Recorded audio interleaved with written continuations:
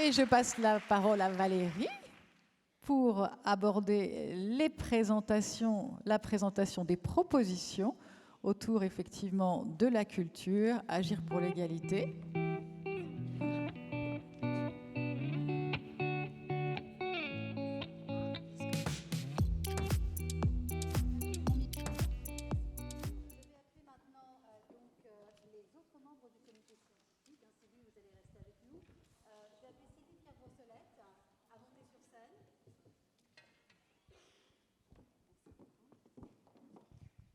Bonjour Sylvie, merci beaucoup d'être avec nous.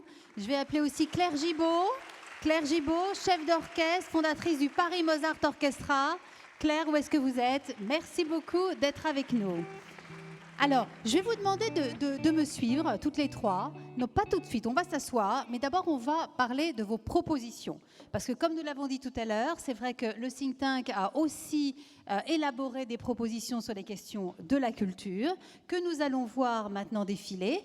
Et nos trois membres du comité scientifique ont aussi choisi de présenter des propositions qui leur tenaient à cœur. Alors, on va peut-être commencer avec vous, Sybille, puisque vous êtes là déjà. Non, excusez-moi, je pense qu'on va commencer. Oui, par vous, Sybille. Donc, Sybille, vous vous êtes présentée, vous avez expliqué tout ce que vous faites à Radio France. C'est très important. Eh bien, vous allez nous expliquer. D'abord, on doit vous dire qu'on est très, très content que Radio France nous ait accompagnés en tant que partenaire tout au long de l'année. C'était important pour nous. Je remercie Bérénice Ravage qui assistait à plusieurs de nos sessions. Et c'est important parce que vous l'avez dit tout à l'heure, tout passe aussi par la culture, tout passe par la représentation des femmes, tout passe par l'exemple, et on ne pourra changer les mentalités que s'il y a un accompagnement global, et le rôle joué par les chaînes de télévision et les radios est fondamental. Donc en tant que directrice, que numéro 1 de Radio France, vous jouez un rôle très très important. Donc vous allez nous parler et nous présenter les propositions que vous avez retenues et pourquoi vous avez retenu ces propositions-là. Elles sont là, vous allez pouvoir les lire. Alors, parmi les propositions, la première, c'est communiquer sur les chiffres des femmes présentes dans la culture à tous les postes pour les rendre visibles les inégalités et créer un annuaire d'experts dans chaque domaine. Pourquoi ? Parce que ça revient à ce que je disais tout à l'heure, c'est important de rendre visible la place des femmes. C'est quand on rend visible qu'on suscite la discussion. Et donc on est très engagé à Radio France sur les chiffres. Par exemple, Sylvie Père-Brossette à mes côtés, quand elle était au CSA, était très engagée sur cette reconnaissance de la place des femmes. Et donc, pour le CSA, on suit un ensemble d'émissions où on regarde quand est-ce que ce sont des femmes auxquelles on donne la parole, quand est-ce que ce sont des hommes.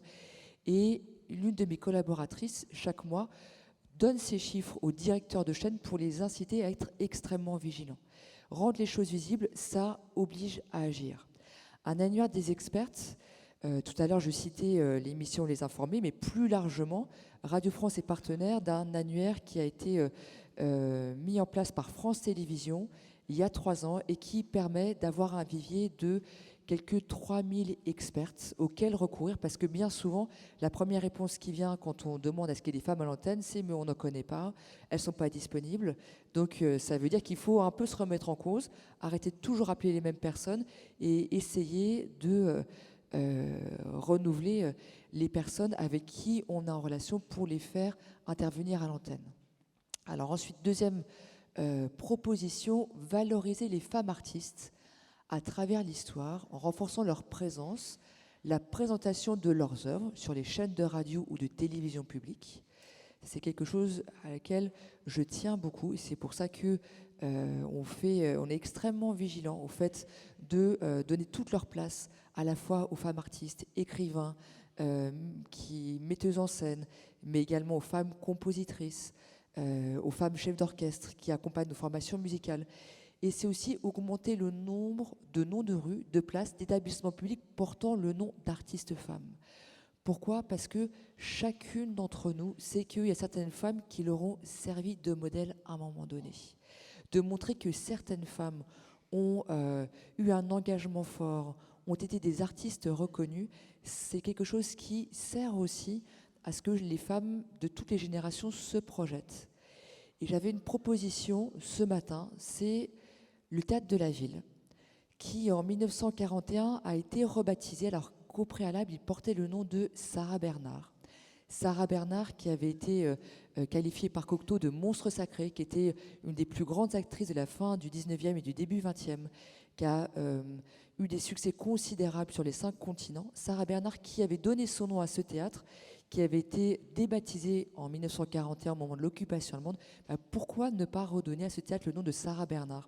Je pense qu'en cherchant comme ça dans l'histoire, il y a des femmes qui ont compté, des femmes artistes, et auxquelles ça serait important de redonner de la visibilité Et alors pour là, aussi c'est acté, inspirer les autres vous allez relations. pouvoir rechanger ce théâtre, c'est acté, ou c'est une proposition que vous C'est une faites? proposition dont on a discuté, dont on discute avec la ville de Paris. Ça fait partie des sujets sur lesquels c'est important de donner des idées, d'essayer de voir comment En tout cas, c'est une faire très belle progresser les choses. proposition, absolument.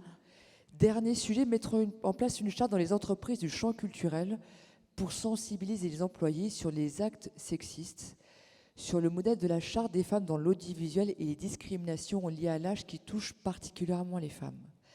Le 13 mars dernier, au ministère de la Culture, en compagnie de beaucoup de présidents et de présidentes de médias, j'ai signé la charte sur la présence des femmes dans les médias, en compagnie du ministre qui a montré son engagement sur cette question aussi.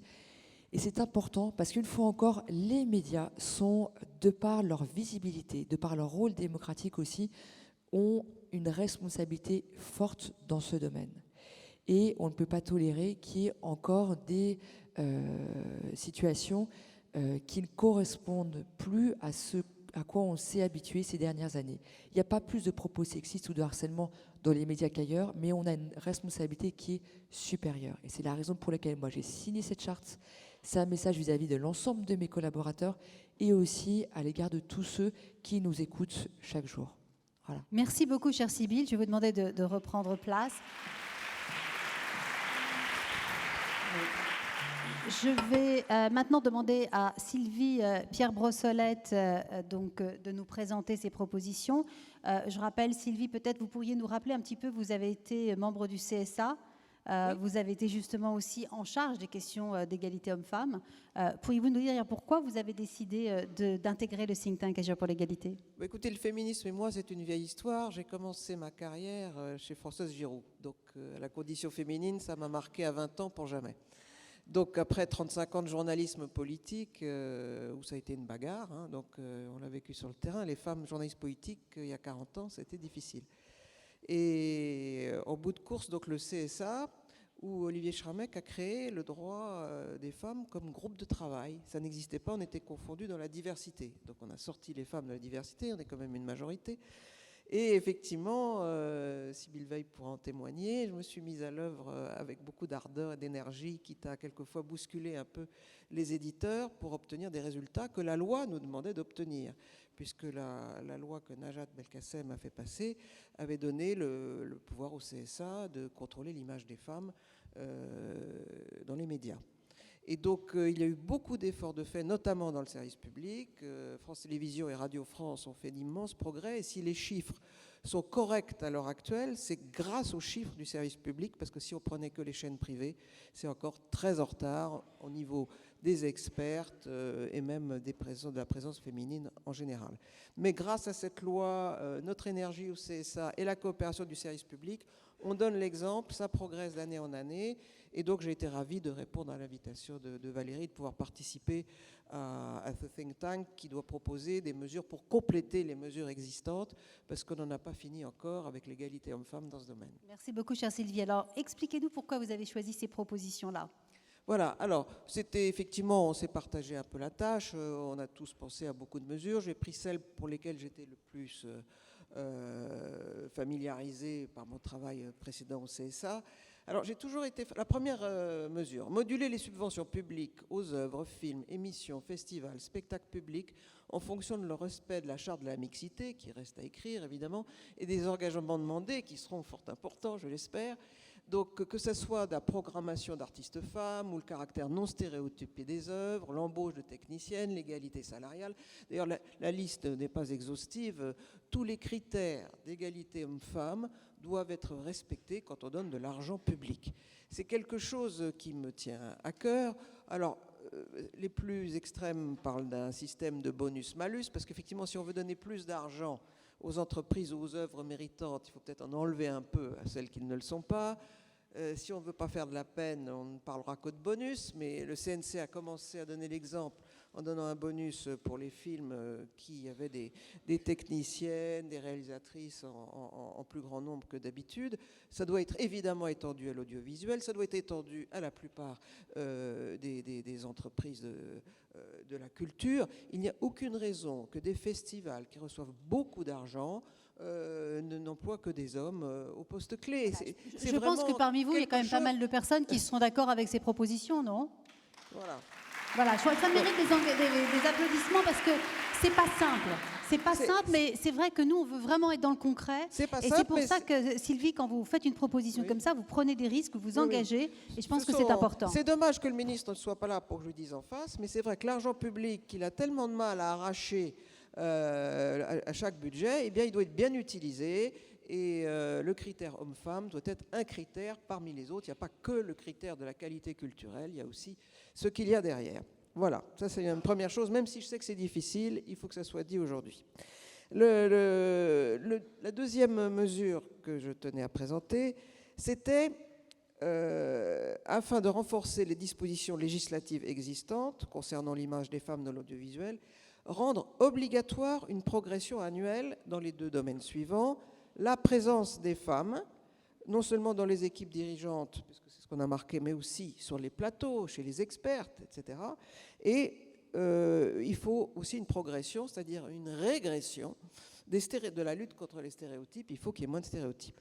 Alors pourquoi je dis ça? C'est parce que la loi a fait un premier pas, a demandé aux éditeurs de se compter chaque année, de s'auto-évaluer, de faire le point sur le nombre de femmes, journalistes, chroniqueuses, expertes, etc. en leur sein, mais ne rend pas obligatoire le fait que ça aille mieux chaque année. C'est juste un peu name and shame, on donne ces chiffres, et puis s'ils ne sont pas glorieux, on n'est pas très content, et on fait un effort. Enfin, on espère qu'il y a un effort de fait. Je pense qu'on pourrait améliorer la loi existante. Dans la future loi sur l'audiovisuel, là aussi, j'aurais bien aimé le dire au ministre, dire que chaque année, une progression, si petite soit-elle, devrait être constatée vers la parité. Donc ça forcera les chaînes privées à se secouer un petit peu, parce que c'est vrai que c'est elles qui partent du plus loin. Et encore une fois, bravo à Radio France et à France Télévisions pour les efforts déjà faits. Mais ça devrait être vraiment inscrit dans la loi, de même qu'il faut absolument rééquilibrer. Il n'y a pas que les totaux qui doivent être rééquilibrés, il y a des sous-totaux. Des sous-totaux de présence de femmes par tranche d'âge. C'est vrai qu'on a constaté, les études du CSA comme du CNC, comme d'autres le montrent, que les femmes après 50 ans disparaissent des écrans, sauf quelques exceptions. Vous connaissez quelques stars très connues qui ont plus de 50 ans. Mais dans la plupart des cas, c'est terminé pour elles. C'est pas normal, ça ne représente pas la société française et il n'y a aucune raison. Il faut absolument rééquilibrer les choses et comme je dis toujours, pour arriver à un résultat, il faut commencer par compter. Avant d'obliger, avant de mettre des quotas, comptons, constatons et faisons bouger. Voilà, donc il faudrait créer une étude genrée par tranche d'âge, de même qu'on fait déjà par tranche d'âge la présence des femmes et qu'on a constaté qu'à la télévision, aux heures de grande écoute, les femmes disparaissent. Pas à la radio, pas à la radio publique, mais à la radio privée, oui. À la télé publique, la tranche d'âge 19h, 21h, les femmes ont un creux terrible, pas normal. Là aussi, il faudrait rééquilibrer et que la loi prévoie que ce ne soit pas juste des moyennes qui doivent être en progression, mais aussi des critères plus fins. Deux autres sujets, très délicats également, la publicité. Il faudrait fixer aux annonceurs des objectifs chiffrés de progression sur les dispositions prévues par la Charte contre le stéréotype sexiste dans les publicités que nous avons signée, que j'avais animée le 6 mars 2018. Les annonceurs, le secteur publicitaire en général, a fait un énorme effort de signer cette charte parce que la loi prévoyait que le CSA devait veiller à l'image des femmes dans les publicités. Alors, effectivement, quand une femme est dans une situation terriblement dégradante, on sanctionne, c'est facile. Mais il y a l'autre situation qui est juste les situations récurrentes où les femmes sont victimes de stéréotypes. Quand dans une publicité, on voit pour la 20e fois une femme dans sa cuisine et un homme lisant le journal, ça n'a rien de dégradant en soi, on ne peut pas le condamner. Mais c'est stéréotypé et la loi demande de lutter contre ces stéréotypes. Donc les annonceurs s'étaient engagés à faire régresser ces stéréotypes récurrents d'année en année. Je pense qu'il faut aller maintenant un peu plus loin et leur donner un objectif chiffré pour être sûr que les choses se passent et que ce soit la loi qui s'en occupe. Parce que les chartes, c'est très bien, mais ça n'engage que ceux qui les ont signés, et la loi, c'est encore mieux. Je voudrais juste rajouter que c'est vrai que la loi peut faire beaucoup de choses par rapport aux annonceurs, mais c'est aussi notre rôle à chacun et chacune d'entre nous bien de faire savoir aux marques aussi, hein, celles qui ont des communications, des publicités qui sont trop stéréotypées, de leur faire savoir. Et ça, c'est aussi votre rôle à vous, parce que comme j'ai dit, nous, on ne peut pas faire tout seul. Et on a aussi besoin de vous pour transmettre ces messages. Portez plainte. Il suffit de ne pas acheter leurs produits, hein, c'est tout. Hein. Enfin, un dernier secteur très délicat, le numérique. Nous savons que nous n'avons pas dans ce pays le pouvoir de traiter les hébergeurs comme des éditeurs.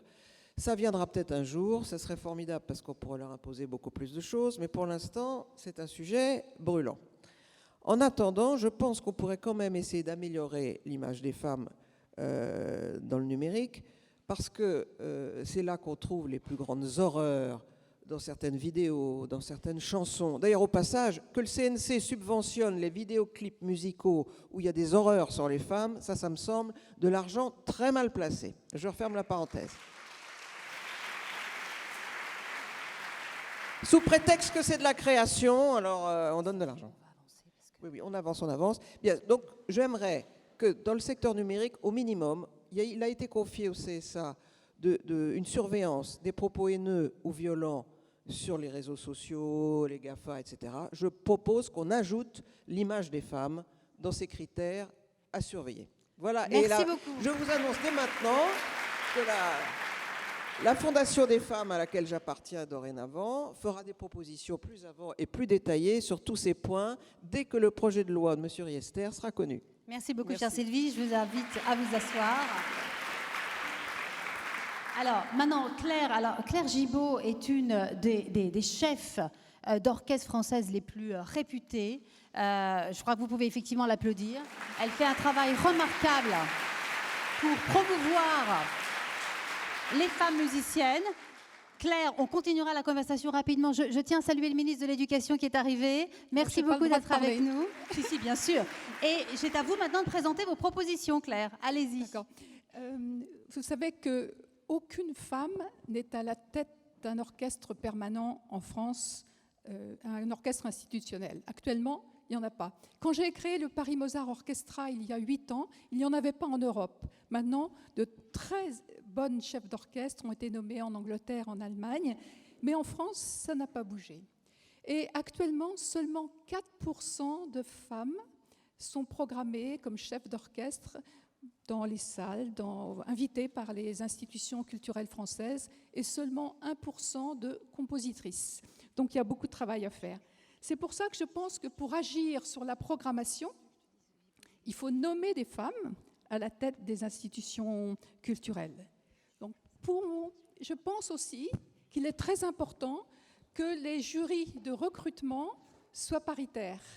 En septembre dernier, j'étais membre du jury d'un concours de direction d'orchestre à Mexico. J'étais évidemment la seule femme et ça a été un enfer. Un chef d'orchestre mexicain est venu me dire « Madame, mon médecin, qui est un grand scientifique, m'a dit que les femmes ne pouvaient pas être chef d'orchestre. » Ah, je lui dis « C'est charmant. » Je lui ai dit « Mais pourquoi ?» Il m'a dit « Parce que biologiquement, elles ont les bras tournés vers l'avant. » Ah, je lui ai dit « Ah bon, je ne dois pas être normale parce que j'ai bien le bras le long du corps. » Il m'a dit « Écoutez, madame, c'est la science. » Et je lui ai dit « Mais pourquoi ont-elles les bras tournés vers l'avant ?» Il m'a dit « Mais c'est tout naturel, madame. C'est pour tenir les bébés dans les bras. » Et c'était en septembre 2018. Et nous venons, avec mon orchestre et la Philharmonie de Paris, de créer un concours réservé aux chefs d'orchestre qui s'appelle la Maestra Competition. Et tout à l'heure, je vous dirai tout l'enthousiasme qui suscite, mais aussi les réflexions sexistes qui arrivent sur les réseaux sociaux. Je vous en ferai part tout à l'heure pour ne pas retarder la venue du ministre. Et en effet, on pourra parler de toutes ces chartes. Au PMO, le Paris Mozart Orchestra, tous les musiciens ont signé une charte de parité au poste de responsabilité, au poste de soliste. Et on a aussi institué, on propose le remboursement du babysitting, parce que nous, on ne peut pas demander des concerts avant 18h. On travaille le soir et le week-end. Donc, je vais développer avec vous plus tard. Merci beaucoup, Claire.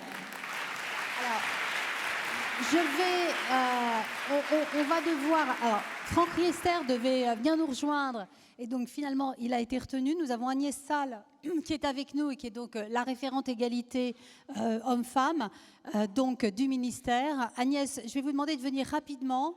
C'est vrai qu'on n'a pas beaucoup de temps. Venez 5 minutes avec nous. Donc, je vous remercie d'accueillir Agnès Salle. Agnès, vous avez... Bonjour à toutes et à tous. Rapidement, pas si rapidement que ça, car j'ai quand même quelques paroles à prononcer.